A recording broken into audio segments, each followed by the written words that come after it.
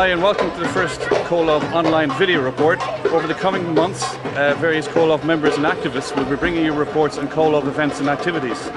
We're particularly excited about this event because we're here at the Festival of World Cultures in Dún Laoghaire. This is a festival that started in 2001 and it's a celebration of the diversity of artistic and cultural traditions from all around the world. And as you can see behind me, it's up and running, it's buzzing.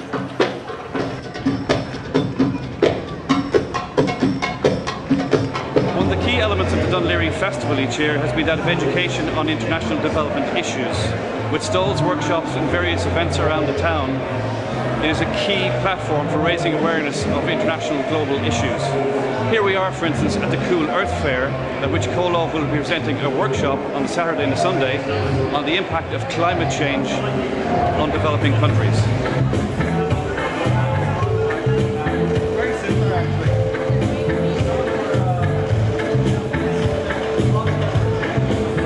We're here with Debbie Phillip from the Cultivate Centre at Dublin's Temple Bar. Could you tell us what this Cool Earth Fair is all about, Davy? Well, the Dún Laoghaire County Council, Dún Laoghaire Rathdown County Council's Environmental Awareness Department contacted us about 4 months ago saying they were interested in doing an environmental fair. And at Cultivate we've been really over the last few years focused on climate change and oil depletion and how we respond to that.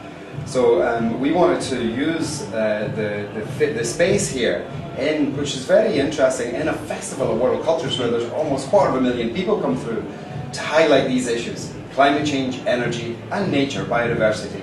So we came up with the term Cool Earth. We thought it was a bit funkier than Sustainable Earth Fair or some of the other terms that we have for environmental fair.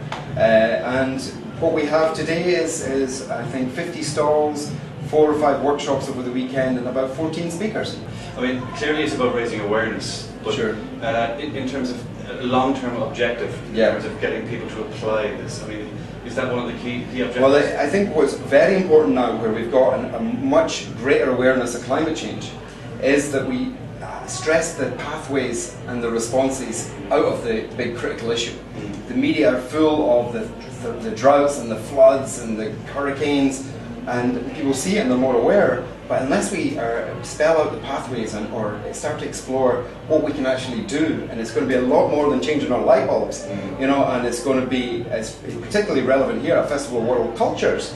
You know, we're probably going to be weathered with our affluence and with our wealth, but where the developing world, you know, are going to be in a very difficult situation. So there needs to be a lot of rebalancing there. And fairs like this, I think, can raise awareness, but also critically to look at the pathways forward, you know, which will make a much more equitable and just planet, as well as an environmentally sustainable one. Okay. And the Cultivate website, people can go to that to find out more information? Yeah, I mean, Cultivate is a living and learning centre in Temple Bar, like you said. Cultivate.ie is our website, and you can see our learning programme, our events, our courses, and there's an eco shop and a permaculture garden there full time. The biggest whale in the ocean, and the ecological complexes like the homes, the habitats which they live in. Here with Gavin Hart from the Stop Climate Chaos campaign. Just want to ask you, Gavin, how the campaign got started and why, and who are the organisations in the campaign? Well, the campaign is it's a unique coalition. It's come from an English model happening in the UK, and we set up in April. It's a broad coalition of development groups, environmental groups, youth groups, religious groups. So it really is cross-sectoral. There's about 20 organisations in it: ComhlamhDunLaogh, Friends of the Earth, Trócaire, Concern, as I say, small environmental groups, local community groups. So we've all come together under this banner, Stop Climate Chaos. And what are the objectives of the campaign? The campaign has 3 objectives. The first one is really to bring the issue of climate change home and try to introduce some sort of legislation here at Dún Laoghaire that we actually tackle climate change in a proactive way, with year-on-year targets to reduce our CO2 emissions by 3% each year. Okay. And there's 3 asks in the campaign. The second ask is to really get Ireland involved at an international level, so to actually successfully carry out our Kyoto commitments and whatever is down the road from Kyoto.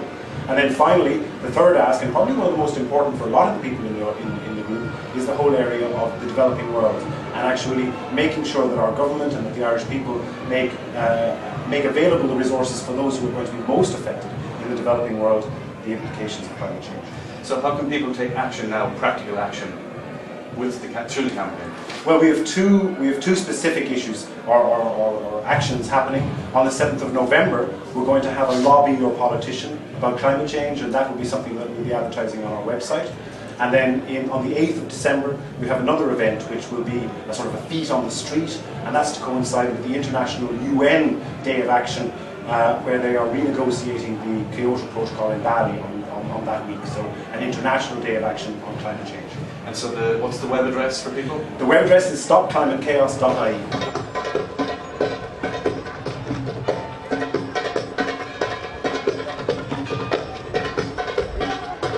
Here we are with Johnny Sheehan, ComhlamhDunLaogh member and activist, who's doing a workshop here at the Cool Earth Fair in Dunleary.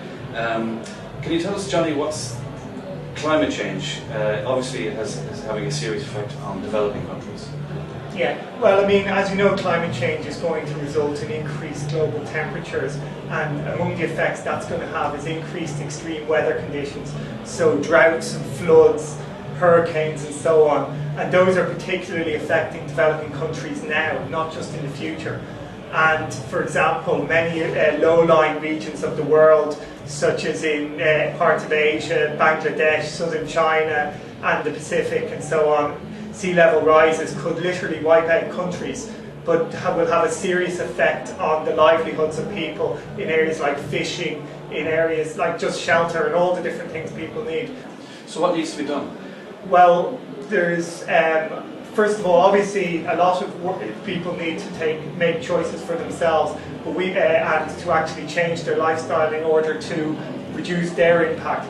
But also, we feel that governments need to take action.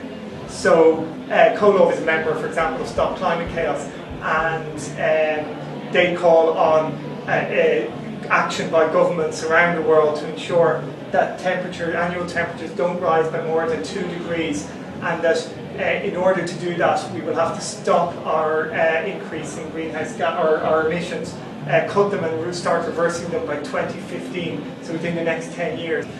In terms of people, how can people take action now? Okay, well, I mean, I joined ComhlamhDunLaogh, and ComhlamhDunLaogh are a member of Stop Climate Chaos and take action. So you can become an activist, and if you visit the ComhlamhDunLaogh website, comhlamhd.org, or you can also visit Stop Climate Chaos. Their website is stopclimatechaos.ie, and they have a number of actions you can take, both at an individual level, but also in terms of lobbying and getting the government to take action on your behalf.